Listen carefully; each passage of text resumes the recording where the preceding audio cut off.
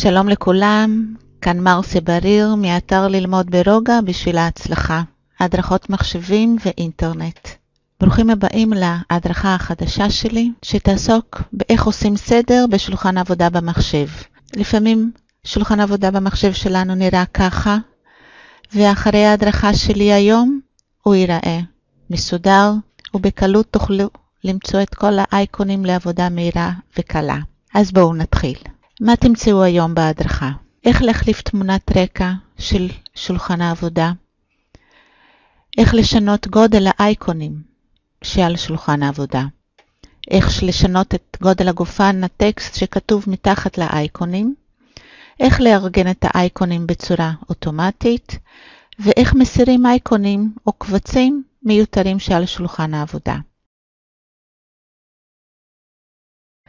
כל הפעולות נעשה על שולחן העבודה, ואנחנו ניעזר במקש הימני של העכבר, ונעסוק באיך להחליף תמונת רקע של שולחן עבודה, איך לשנות את גודל האייקונים, איך לשנות את גודל גופן שכתוב מתחת לאייקונים. צריכים לשים לב שאם משנים את גודל האייקונים, זה ישתנה גם בתוכנות האופיס וגם בדפדפן האינטרנט שלנו. איך נארגן את האייקונים בצורה אוטומטית בשולחן העבודה. ואיך אנחנו נסיר אייקונים מיותרים או קבצים שאנחנו לא צריכים על שולחן העבודה. ודבר שאני צריכה להדגיש שתעשו את זה אך ורק אם אתם בטוחים שאפשר להסיר את האייקון או את הקובץ המיותר. אני מזמינה אתכם להדגמה במחשב שלי, איך עושים סדר בשולחן העבודה. אז בואו נתחיל. זהו שולחן עבודה העכשווי שלי. אתם יכולים לראות שתמונת הרקע היא תמונה מאוד יפה, אבל היא תופסת תשומת לב, והיא לא מאפשרת לי לראות בדיוק איפה האייקונים שלי. הם מפוזרים על המסך, ובטח יש דברים גם מיותרים. אז בואו נתחיל לעשות סדר בשולחן העבודה במחשב שלי. מקליקה בעכבר הימני, פותחת את חלונית האפשרויות של מאפיינים, properties. בלשונית שולחן עבודה, אני בוחרת אחת האפשרויות לתמונת רקע בשולחן עבודה. כרגע אתם רואים ששולחן העבודה הוא ברקע של תמונת עצים בסתיו. אני בוחרת כרגע ללא תמונות רקע. אני מקליקה על Apply, ליישם, ומאשרת ב-OK. כרגע אתם רואים שתמונת הרקע השתנתה לתמונה חלקה, ובלי שתמשוך יותר מדי תשומת לב, והאייקונים ברורים. ככה משנים תמונת רקע בשולחן עבודה. עכבר ימני קליק, מאפיינים, properties, אני בוחרת לשונית של שולחן העבודה, ובוחרת ללא תמונת רקע. עושים ליישם, apply ו-OK. איך נשנה את גודל האייקון של שולחן העבודה שלנו? אנחנו עם עכבר ימני עושים קליק, נכנסים למאפיינים, ובמקום לשונית של שולחן עבודה, אנחנו נכנסים ללשונית תצוגה, בוחרים באפקטים, בכפתור אפקטים, ומסמנים את ה-Use Large Icons, שימוש באייקונים גדולים. מקליקים על OK, ישם ו-OK. אתם רואים כרגע שהאייקונים גדולים יותר וגם הסתדרו בשורה. עכשיו נלמד איך נגדיל את הגופנים של הטקסט שכתוב מתחת לאייקונים. על שולחן עבודה מקישים עכבר ימני, נכנסים למאפיינים, לשונית תצוגה, ואיפה שכתוב font size, גודל גופן, אנחנו מקליקים ופותחים את האפשרויות לגופנים גדולים ואקסטרה לארג' גופנים. אנחנו נבחר באקסטרה לארג'.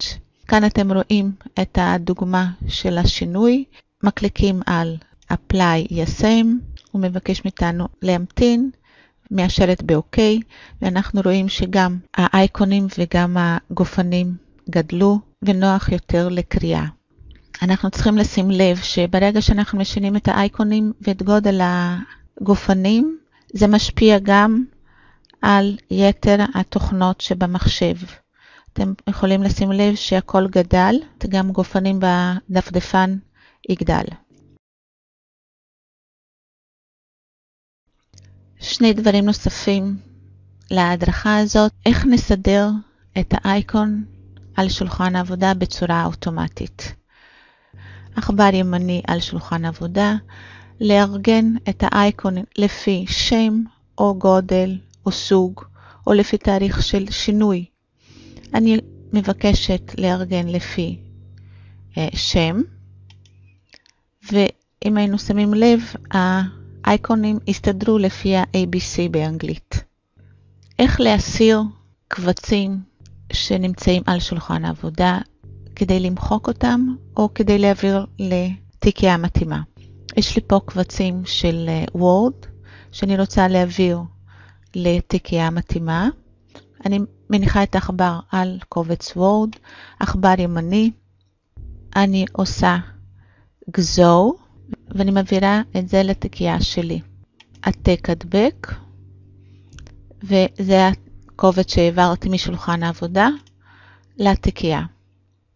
אני יכולה פשוט לגרור פנימה עוד קובץ וורד, ואיך נסדר עכשיו את השולחן עבודה כדי שהוא יהיה מאורגן. קליק ימני על שולחן עבודה, לסדר את האייקון לפי נגיד תאריך שינוי, והנה שולחן עבודה מאורגן להפליא.